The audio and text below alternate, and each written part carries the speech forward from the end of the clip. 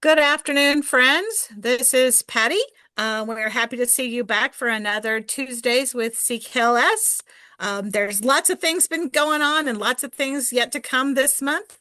A couple of housekeeping things before we get started. Remember, if you've not designated your voting rep and not registered for the full system board meeting, which is next Wednesday, the 27th, at the Dole Specter Center in Russell at 10 a.m. Please do so. If you're stuck and you don't know how to do that, you can call Liz or I. We'll both be in the office this afternoon, and we will be glad to help you with that. Also tomorrow, the Explore the Questions That Matter group will be meeting at the Palco Public Library at 4:30. Hot pizza, dessert, drinks, and lots of chats. So please join us for that. And then the next two.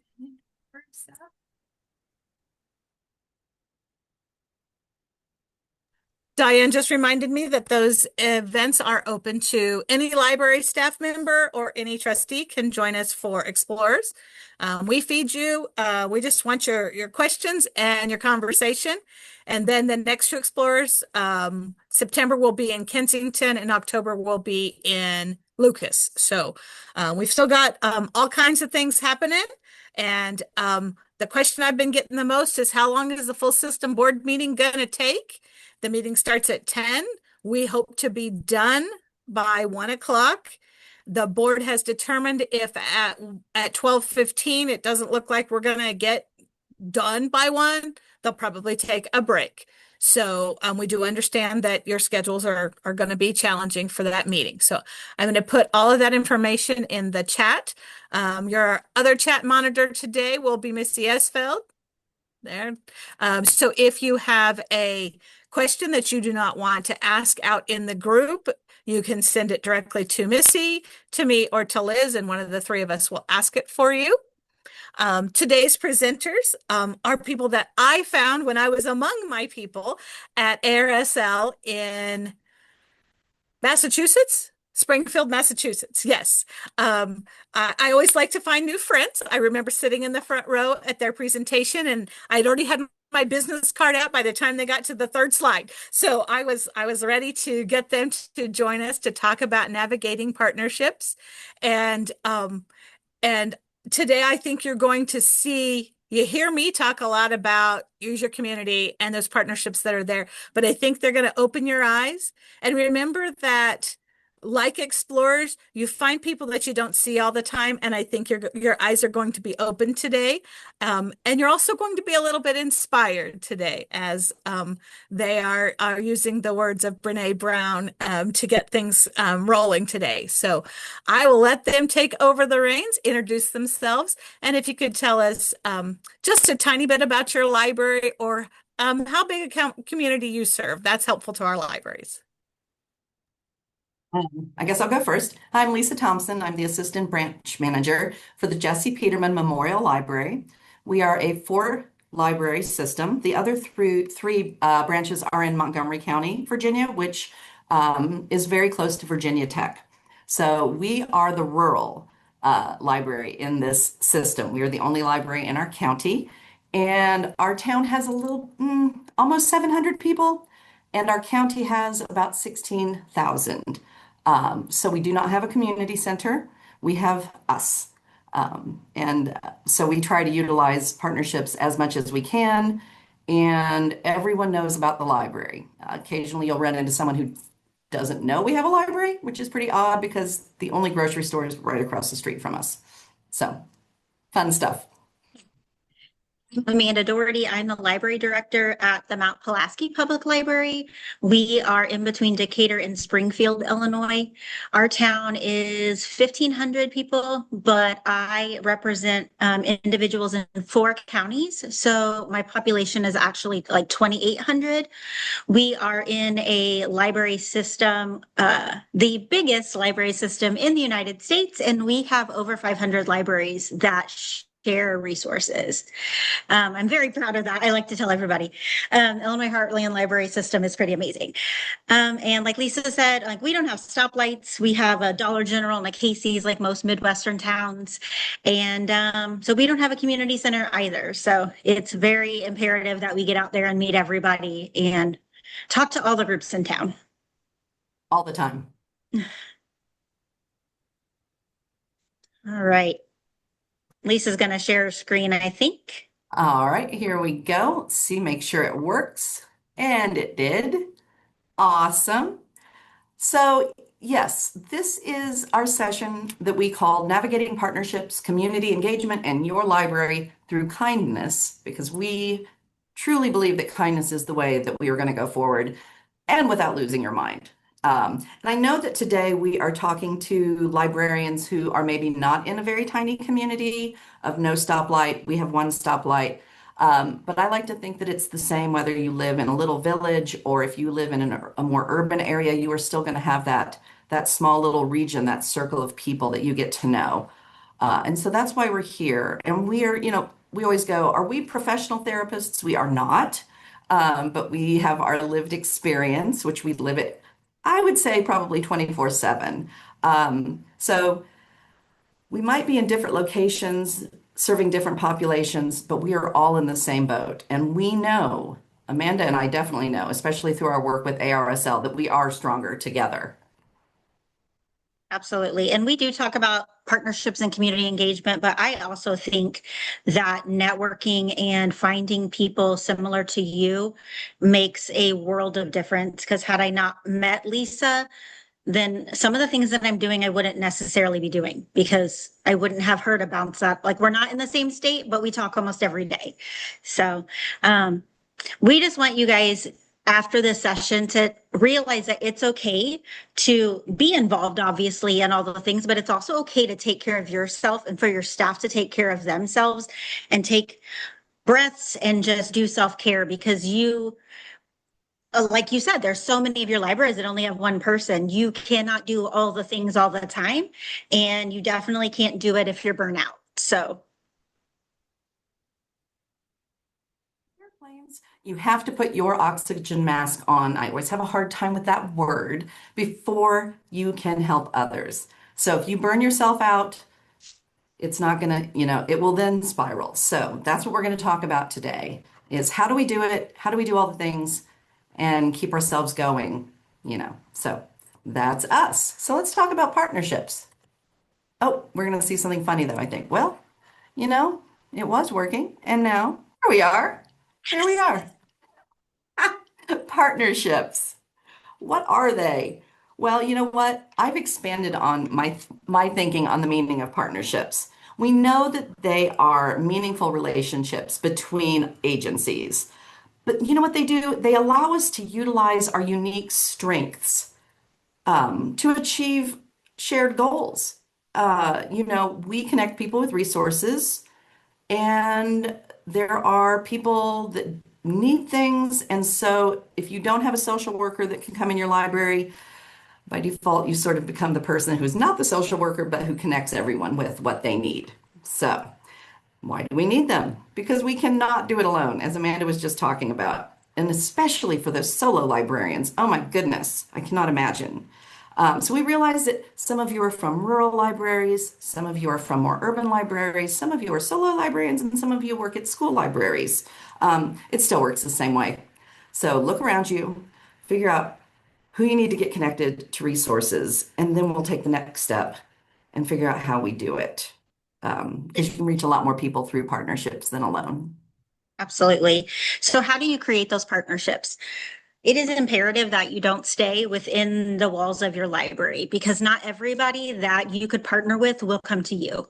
You have to get out into your community and meet new people and encourage your staff to as well. I like to talk about my staff because we are an interesting group. There's 5 of us. I am not a city library, I'm a district library, but one of my employees sits on our city council. So she gets to meet people and see things from a different point of view than I get to see and know.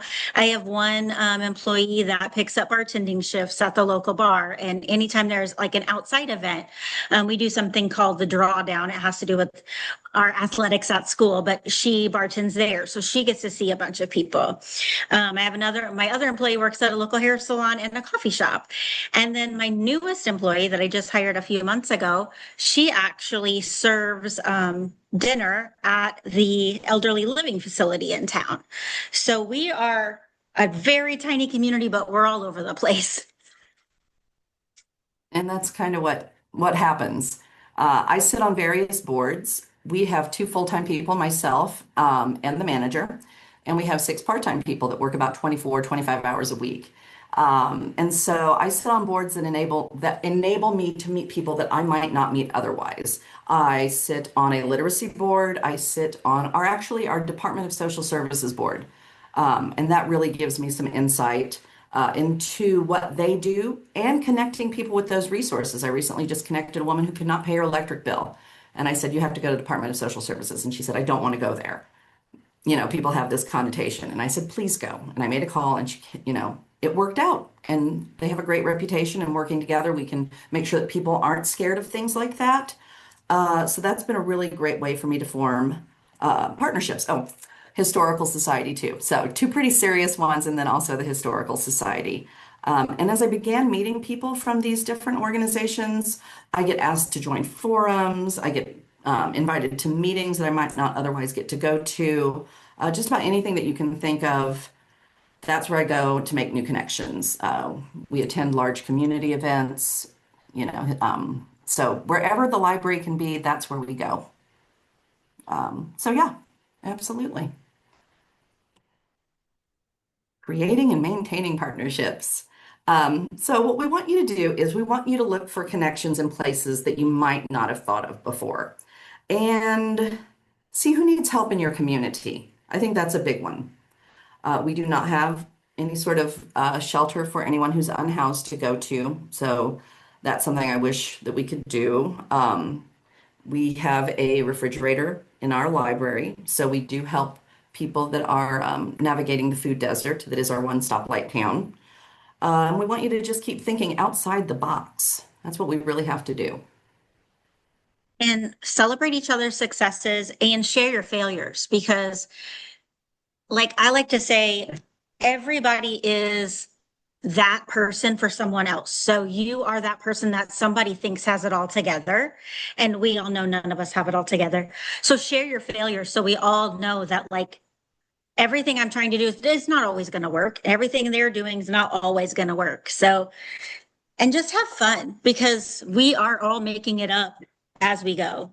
We don't know that certain things are going to work. We had a story time last November and 0 people showed up for it. But it is what it is. I'm a Swiftie. The picture you saw of me at the beginning like this was at a Taylor Swift concert, and I have this sticker that I'm getting ready to say right here on my computer. But as Taylor Swift says, she says, baby, you got to fake it till you make it. And I did. So that's what we did. We just kept doing all the things and faking it until we made things work. Now you know our secret. Oh my goodness. And it's true. And we are doing it for the greater good. So that's the coolest part, and how important our library is right now. So community engagement. How do you engage your community? You bring partnerships into the library. It's really important. Like I said, there are people that don't know that we have a library in our community. Amanda, what do you have to say about that? We recently became a collection spot for our summer food program. So 2 elderly women in our community decided that there are so many kids in our community that are getting free and reduced lunch that they were worried about the summer. So every Tuesday in the summer, they can go and get bags of groceries. And we decided that because it's not actually attached to a church, but these two ladies are from the same church, that we wanted to be a place where anybody would come in and not feel like they had to go inside of this church that maybe they don't feel comfortable going into. And so we are a collection spot for them, and we have an overflowing basket every week. And it's pretty amazing. This summer, we also added a school supply drive, and I've not gotten the school supplies over to them yet, but it is overflowing. I mean, we have so many school supplies, and it has brought people into the library that maybe would have never come before, but they came to make a donation. And actually, when I'm in the basement of our library, which is where we do our programs, and I was getting ready to come down here, and someone called on the phone, and they're like, "Is your basement available today?" And I was like, "Oh, I mean, I can go to the back room, whatever you need me to do." But they're getting ready to start a travel baseball team in town, and they asked if they could come tonight and have a parent meeting. And I can almost guarantee you 90% of those parents won't be regular patrons, but they're going to come into the library today and see everything that we've updated and see all the things we have that maybe they just thought, oh, they just have old books. And so just getting those new people in the library is one of the best things you can do. Yeah, absolutely. I just want to say something that I have done now for about the last 4.5 years, maybe four. Time is slipping away from me. I partner with our local recovery court. And if you have a recovery court, please get in there and try to see what you can do. I met a woman many years ago who was in recovery court. It was called drug court then. And my goodness, the story she had to tell. It's nothing I would repeat because it was so horrific. And her life had not taken the turn that she most definitely would have wanted it to. So it was my introduction to drug court. And I wondered, like, has the library ever done anything with drug court, recovery court? And at that time, there was one library system I could find. It was in Tennessee. Oh, I got on the horn. I called them and I was like, what did you do? And they had an entire curriculum made that they shared with me. And it took a lot of knocking on that door, but I got in there. And then I got invited to speak in front of the judge and the recovery court team, and that was absolutely terrifying. I don't usually find myself in court. And he was like, what are you doing here? And I told him all of the things that I thought the library could do. And at that time, it was really basic, like we fax, I'm a notary, resume help. And what that has grown into is the food pantry that fills our refrigerator. They now wrote a grant and they supply them with the most amazing food once a month. And I don't mean just food for a week. Each person in recovery court gets a massive amount of food. These are also folks who had not regularly come in the library. They probably did not grow up going in libraries, some of them that I've spoken to. And as you know, we probably all did. So these are partnerships that maybe people at the beginning thought, why are you trying to do this? But we've got new patrons. My literacy NRV that I work with, they did a financial literacy class for them a few years ago.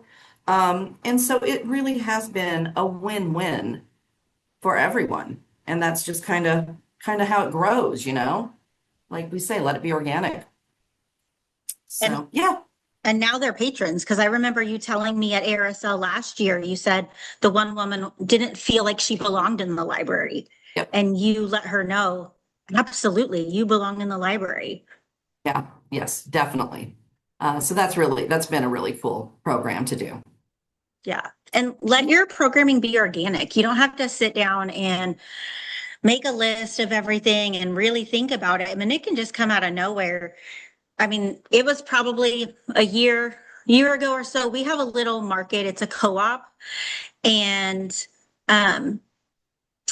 it's very, very small. But I went in there to get a cinnamon roll because I'm addicted to their cinnamon rolls.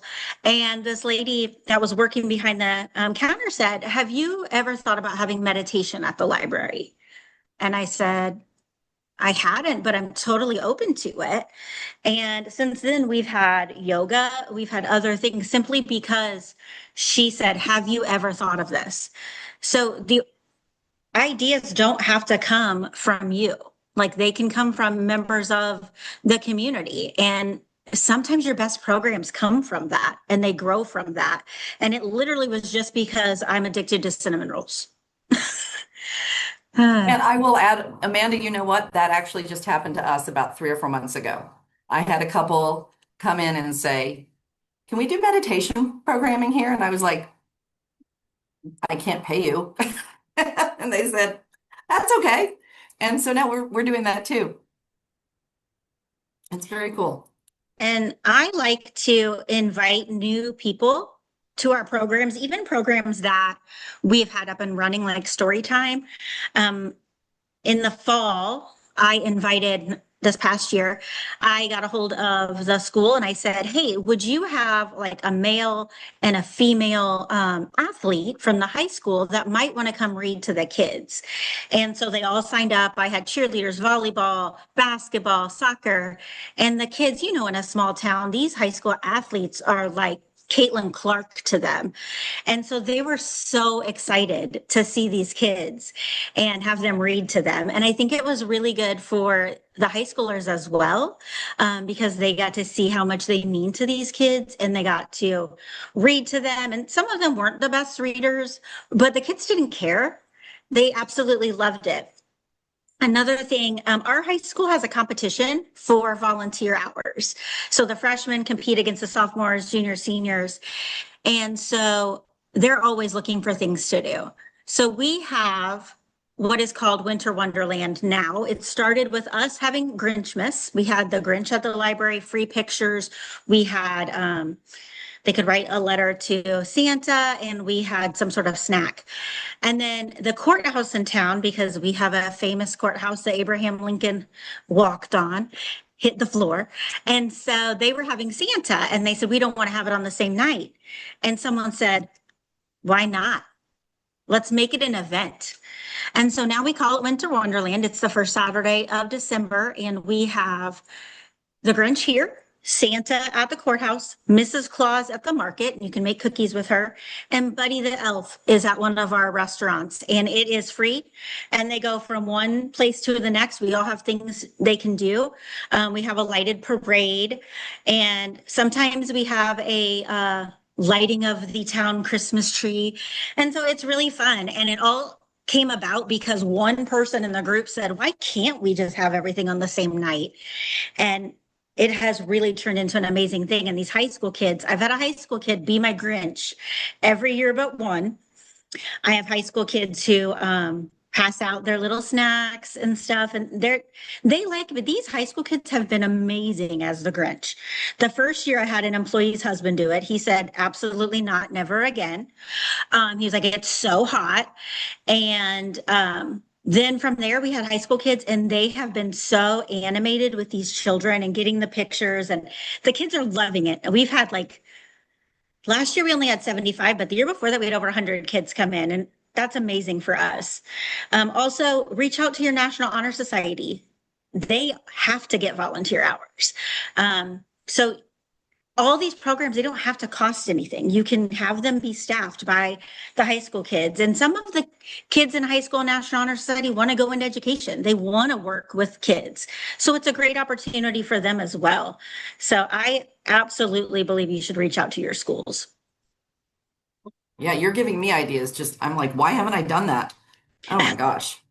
So, I mean, I'm taking notes as you talk. So last September, there was a little thing that happened right next door in North Carolina called Hurricane Helene. You might have seen it on the news. And I know I keep talking about like really serious topics. I do the fun stuff, the Grinch stuff. She's Yeah. very serious. And I'm like, we had a hurricane. So we just got a touch of that here, but it was enough. What it was it was enough to show us that we absolutely had no idea what to do if that happens here. And we are isolated. We do not have a hospital. We have a lot of people here who know how to do a lot of things. So what has happened because of Hurricane Helene is that we were approached by our county to be part of a year-long rural skills set of programs. Now, not all of these programs happen at the library. They did a program on how to use a chainsaw properly and safely, not in the library. That took place in another area in our community. But we have done fermentation, gardening, well and septic maintenance because you know you got to know these things. And they have been incredibly successful. I mean, when we did the fermentation program, I think we had 100 people out of our tiny town. And so what happens here is a lot of people move here from other areas because they come here and they fall in love, but then they don't realize that, during the winter they're going to have no power. So this has been and how do you do that? How do you live through that?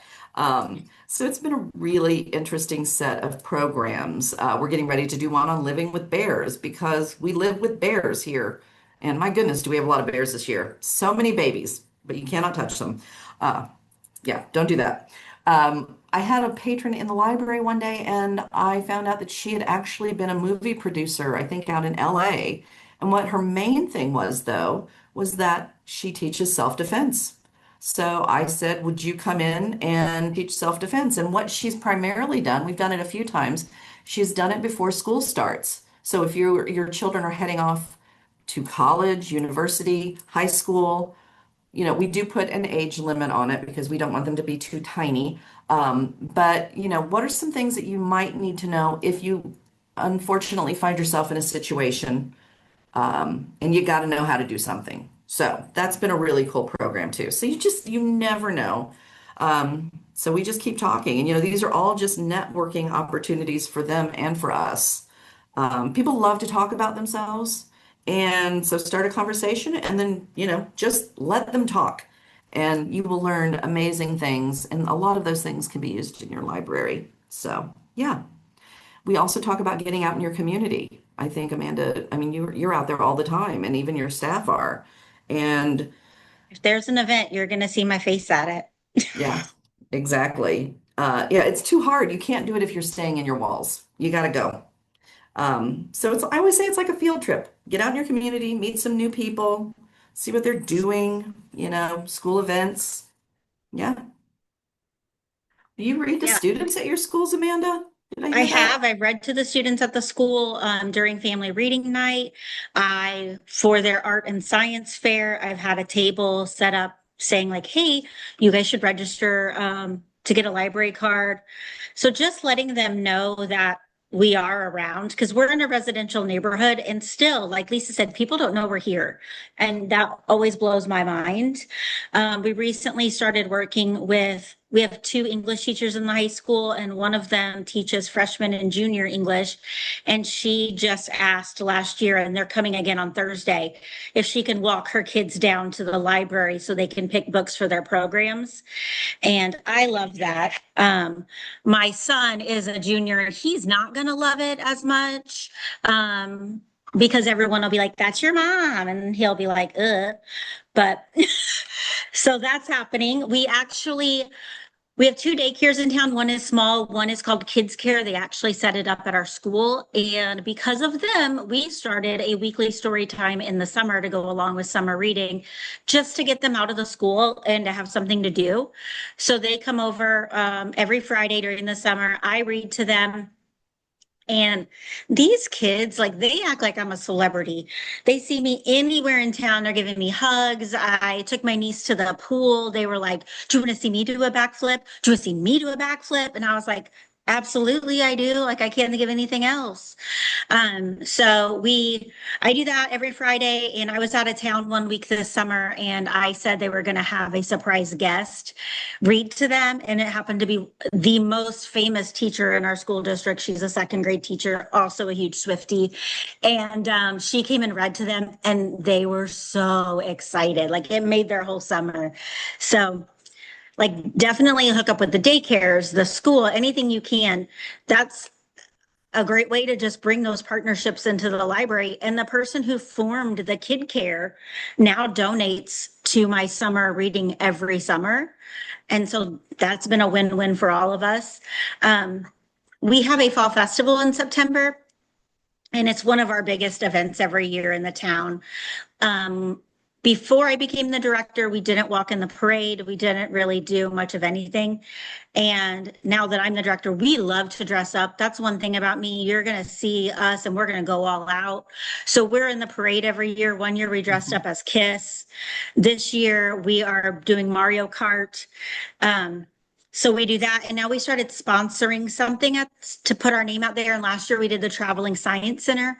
This year we're doing a story walk around our square, and we are helping to sponsor a video gaming van. And yes, Patty has a question. I'm going to ask the question that I think everybody wants to know. Where do you get all the energy and the time? Okay. Yeah, go ahead. I am naturally energetic. So my staff says it's a great thing that I don't like coffee because they could not imagine me on coffee. And my schedule just opened up quite a bit because my daughter just went to university last week.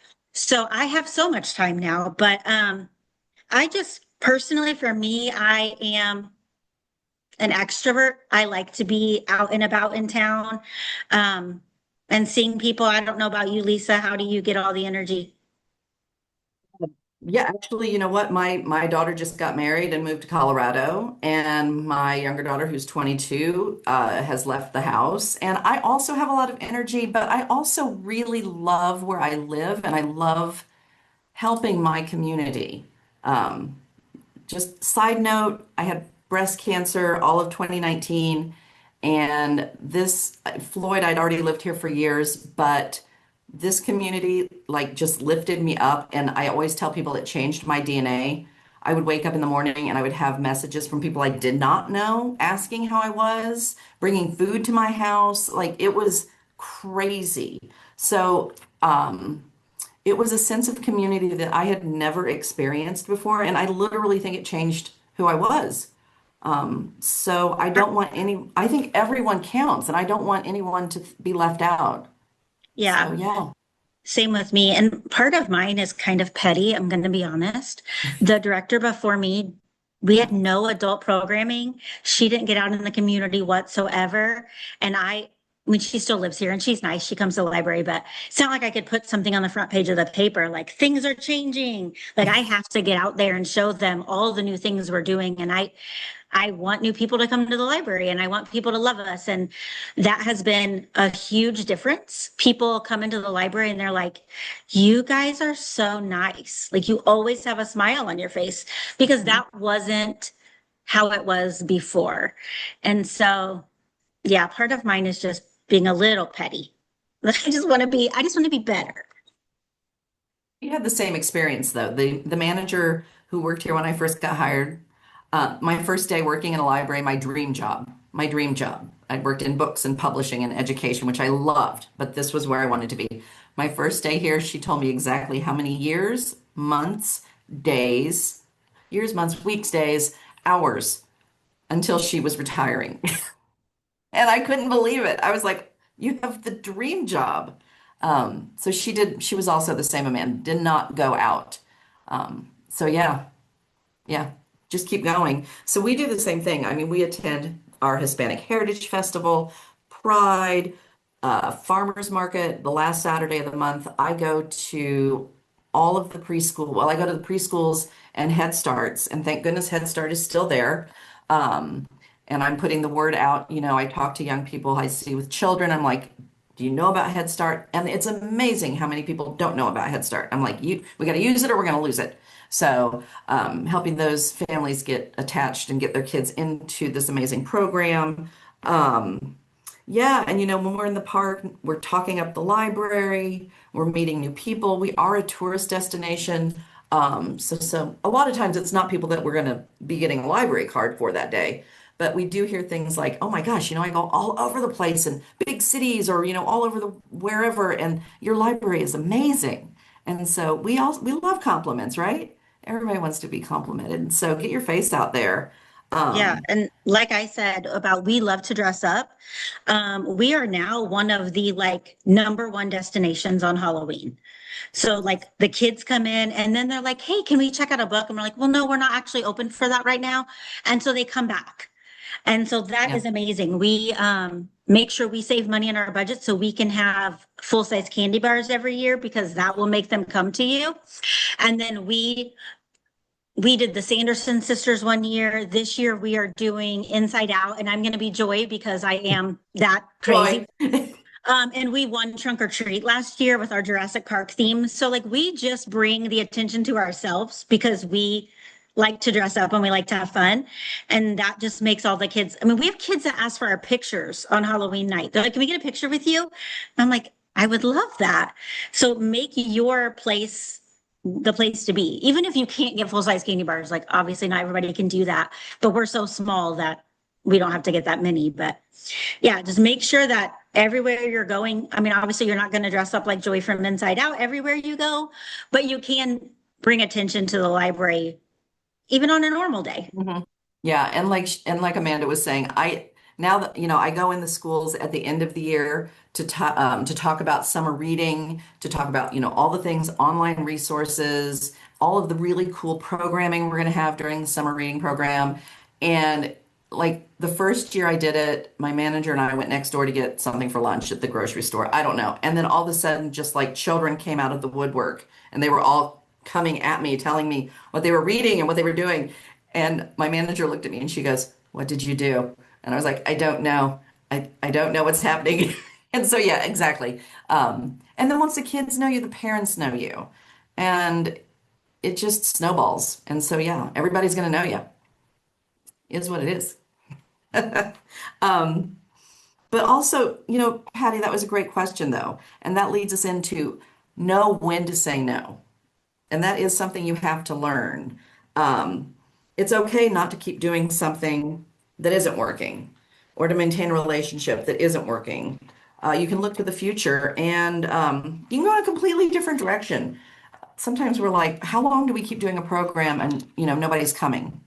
How long is the right amount of time?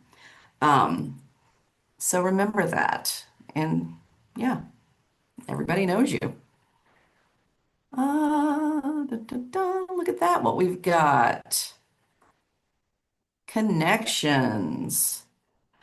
You've done all the things, you put yourself out there, you've got the resources in your head. So we talked about what does it look like to be you specifically in your community.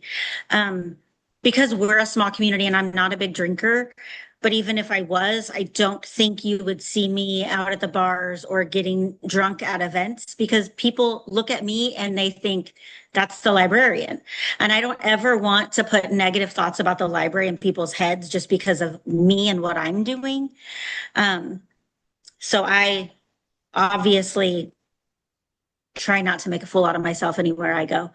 Um, but yes, so what do you look like in your community? Where do people see you? Where can you make these connections? Like I have a child still in school, so you will see me at pet band events and all kinds of different events. So what face am I showing to the library?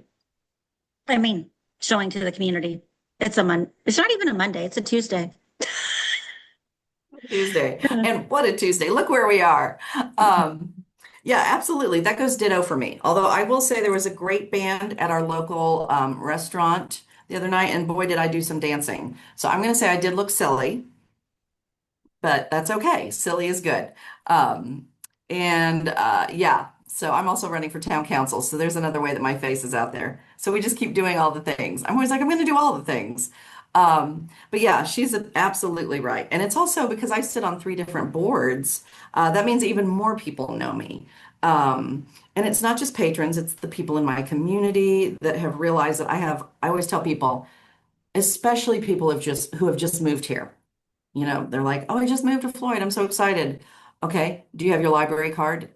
Oh, okay. Well, either that's amazing or you got to come to the library because we have a really great library. We have great programming. But then the other thing I tell people is if you need anything, you come to the library. And I always say, I'm Lisa from the library. People can remember that. And I'll say, I'm not out in the front all the time.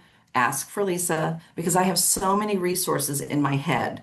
Like I will wake up in the middle of the night thinking about the connections that I can make or someone that I heard through we call it the Floyd grapevine that needed something. And I will just get random calls all of the time. So that's me finding my place. It's not unusual for me to get Facebook messages from people that I don't know asking for help. I had a young woman the other day who was unhoused, and immediately got connected with me. And that was over the phone. A couple days later, she left me a note. I didn't even get to meet her. She came in to say hi. So those are the kind of things that's what we're talking about. But also, how do you decide how much of yourself to give? And is it a conscious decision? Yeah. So everybody knows you now. So how do you decide what to do and what not to do without losing your mind? I cut you off. What were you going to say? No, not at all. I was just going to add one thing. I was in a training one time and I heard an amazing quote by Carson Block. He's served in leadership positions in ALA and the ASCLA, the Association of Specialized and Cooperative Library Agencies. And he said, and I firmly believe this, that great libraries are hyper local. And I think that that is exactly what Amanda and I um, achieve and keep trying to do. Sorry, Amanda. I was just going to talk about how it does seem like we're everywhere, but we can't do everything. And so I'm the type of person that would say yes to everything. It's maybe I'm 45. It might have taken me 44 years to learn not to say yes to everything. I was the treasurer of Cub Scouts. I was on our Catholic Church's parish council as a library director, the Scholastic Bowl coach, all the things. And one day, my husband has said, "I never see you. You're at a meeting every night." And I said, "Well, what do you want me to do? Like, somebody's got to do this stuff." And he's like, "It'll get done, even if you don't do it." So I sat down and I literally ranked everything I was a part of. And I drew a line in between the things that gave me joy and the things that took my joy. And the things that took my joy, I said, "I'm sorry, I can't do this anymore." And I literally backed away from all of those things so that I could put my attention to the things that were bringing joy to my life. And I was bringing joy into those organizations. Because if you're angry and you don't want to be there and you're stressed, you're not helping them. They're not helping you. You're not helping them. So I think that was single-handedly the best thing I did for my life, because I changed into a much happier, much nicer person after I did that, because I wasn't away from my kids and my husband every single night of the week. Yeah, we've talked about, is it a conscious decision? And obviously, Amanda made a conscious decision to sit down and list all of those things that she was doing and then decide what stays, what goes. But I also think that sometimes, whether it's a conscious decision or not, your mind and your body is going to tell you what direction it's going to take. And so that's something that you need to keep in mind and keep it in check in some way. And there will come a day when will literally all be too much. And I know we all have those days where there will be one day every month or two where I'm like, oh my gosh, about every 3 months, I have 3 board meetings that happen Monday, Tuesday, Wednesday of the same week. And those are the weeks, or there's a day where I'm like, but you know what? It doesn't happen very often. But if it's something that is repeatedly happening, I think that it can be an easy thing to have happen to you, especially when you are in the positions that we are in. Like I said, we are the community center. So even if you don't realize that you're headed in that direction, it can be where you're going. So we have to be mindful of ourselves. Yes, and practice self-care for sure, because in about 2017, 2018, I developed a chronic pain disorder. And so my body will tell me if I'm doing too much. Sometimes it's just the weather, but a lot of the times if I'm stressed out, if I'm overdoing it, my shoulders, my back, my legs, my hands, everything's going to say, "You've got to stop." And it's because I think in our profession, we just care so much, especially in the state of the world right now. However you think about the world, I think we can all agree that not enough people care and care deeply. And I feel like I'm an empath. And so people come into the library and then I'm stressed out already in my normal life. And then I'm taking on their issues and problems. And it's just because I want everyone to have a good life and be happy. And so that stresses me out. So you have to set boundaries. because everybody knows who I am and everybody has my phone number and everybody has me on Facebook. I'm getting text messages about the library 9 o'clock at night or on a Sunday, and I'm not there.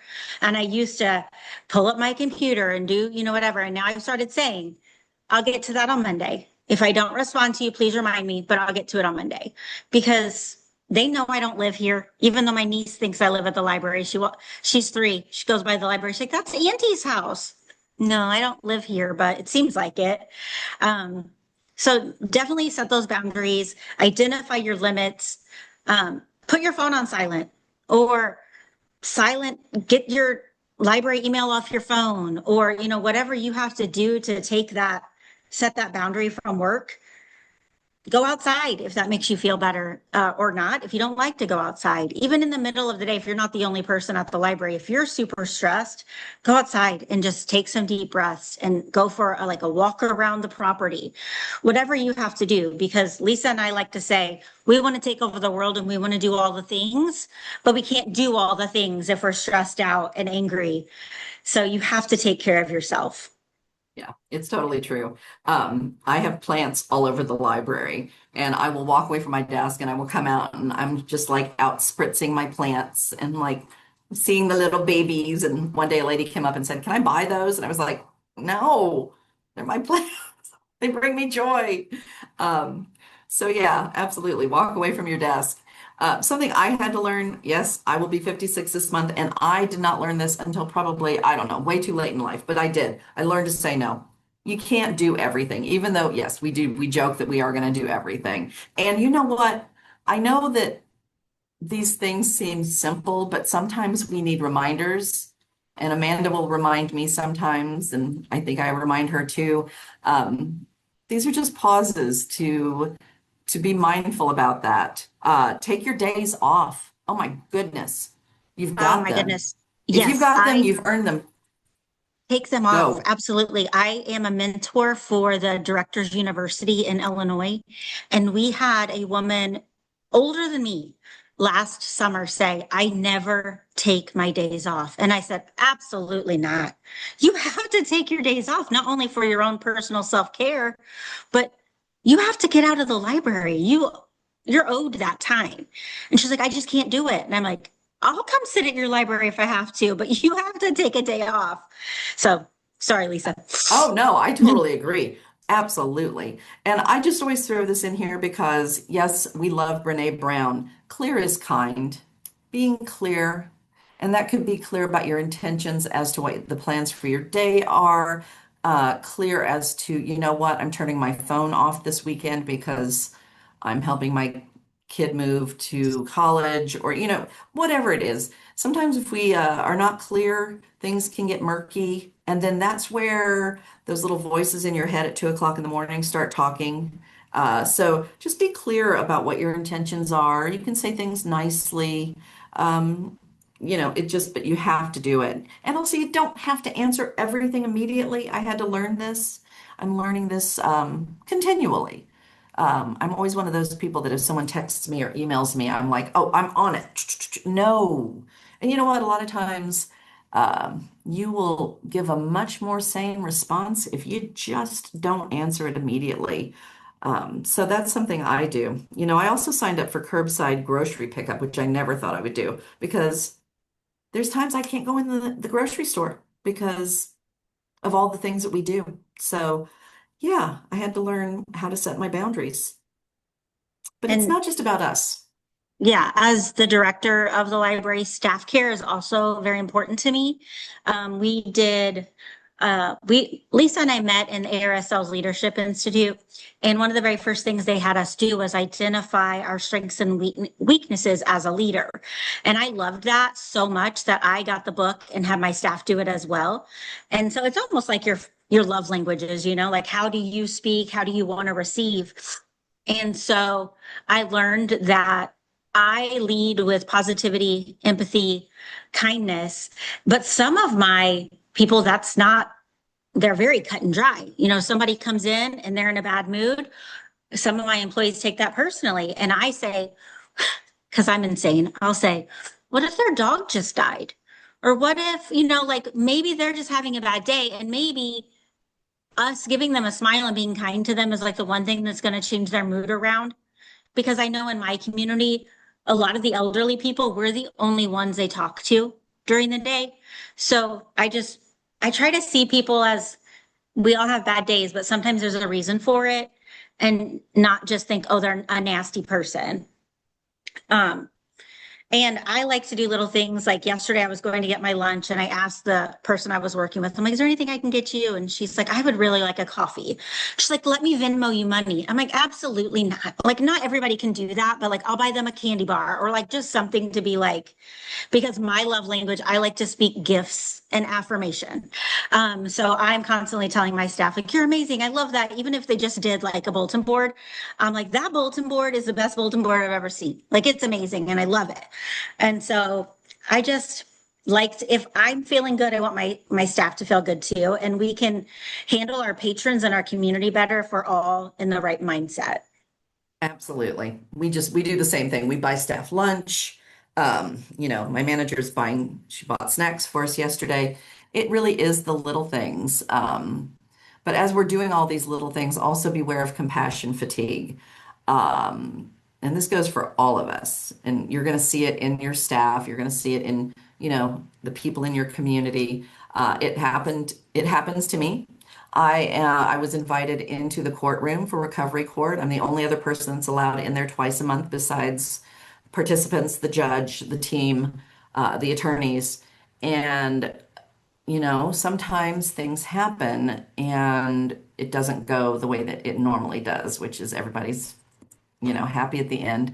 And I'm going to tell you what, first time there was something that didn't go the way I thought it was going to go, and I didn't realize it because I was naive. But I always say we don't know what we don't know.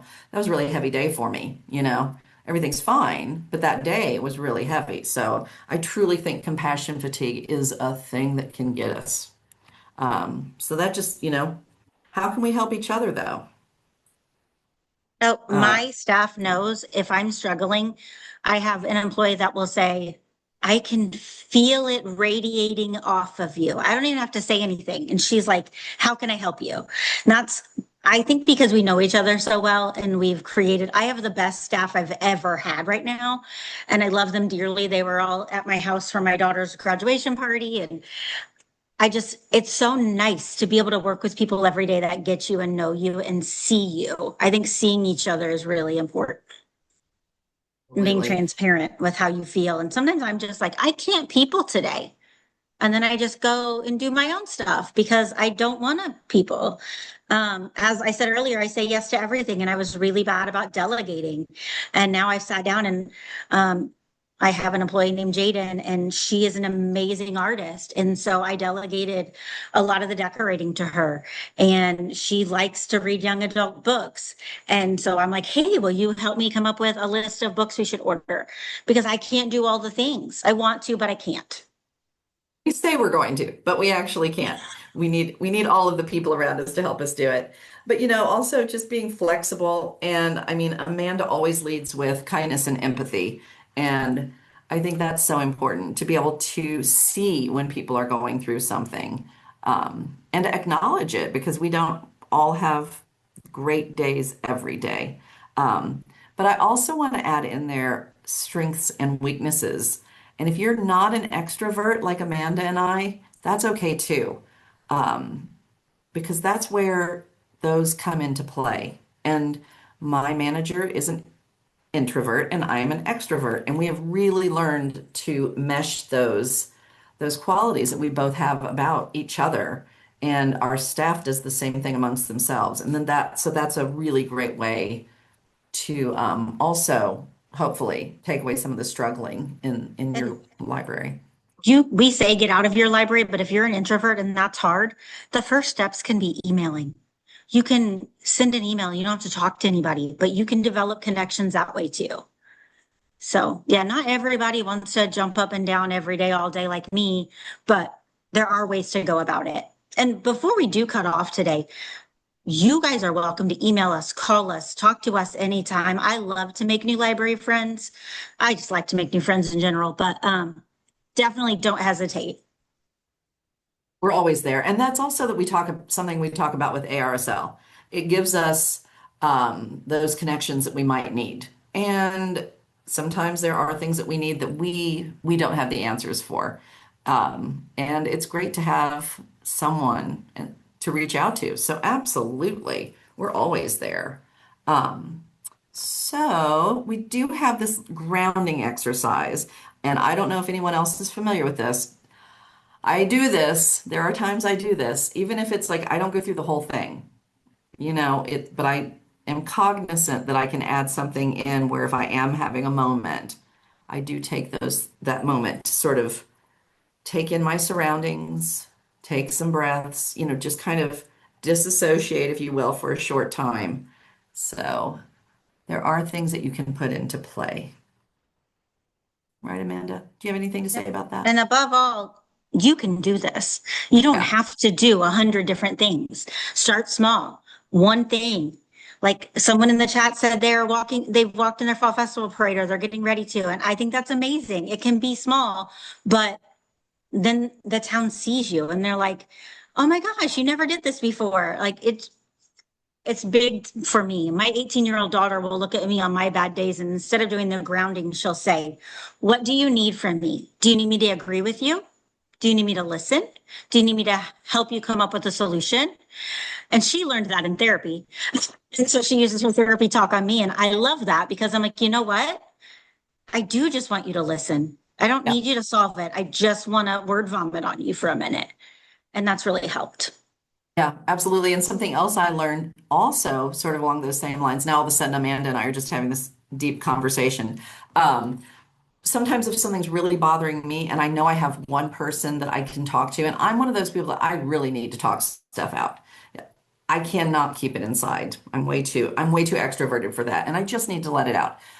But I will say, are you in a place right now where I can do this? And maybe that person that I want to talk to is not in a place to listen. Maybe they've got something else going on for themselves, and I'm not aware of that. So I think that that was an important lesson for me to learn that we're not always in the place where we can listen to everyone else's issue, or someone can't listen to mine at that moment. So it's important. Yeah.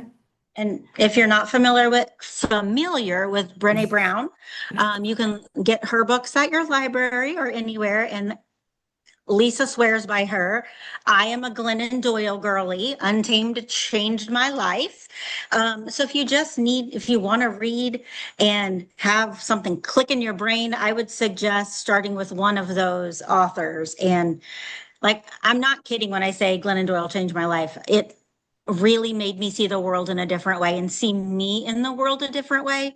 So I would definitely say you should check those out. Sent me, is it called We Can Do Hard Things? The book you That's the sent new me? one. Untamed Oh, was the one that, yeah. that I read a page in that the other day, and I was like, oh my gosh, they wrote that about me. Yeah, I sent About her a Glennon Doyle book and I didn't tell her. I was like, I'm just going to send this to her library and maybe we can chat about it. Yeah, it was amazing. And so, you know what? Also, though, I do want to say this, and I love this quote. Georgia O'Keeffe, she said, I have been absolutely terrified every moment of my life, and I've never let it stop me from doing a single thing that I wanted to do. And that, you know what? I remember being a kid and thinking, boy, when I hit high school, everything's going to become clear and I'm going to know. I'm going to know why we're here. Boy, was I wrong. I got to high school and I was like, it didn't happen. And you're still terrified, but don't let it stop you at all. And remember what you said at the beginning, Amanda? You remember what you said? Have fun. Have fun. We can all do it and Yeah. find ways to make it fun. Because I don't know about you, but I like to do things that are fun. Yeah, and I do serious programming here, but I also do fun things and I like to have fun. And if you're Um, not reading the chat, Danielle said that sometimes when she just needs a person to listen, she'll use her voice recorder on her phone and rant. And then later, when she listens to it again, she'll either like analyze the situation or she'll just delete it. But she just needed to get it all out. And I love that. yeah, that's amazing. No, I've got a funny contact lens today. I'm so sorry. So I have not been reading. But I think that's a great idea.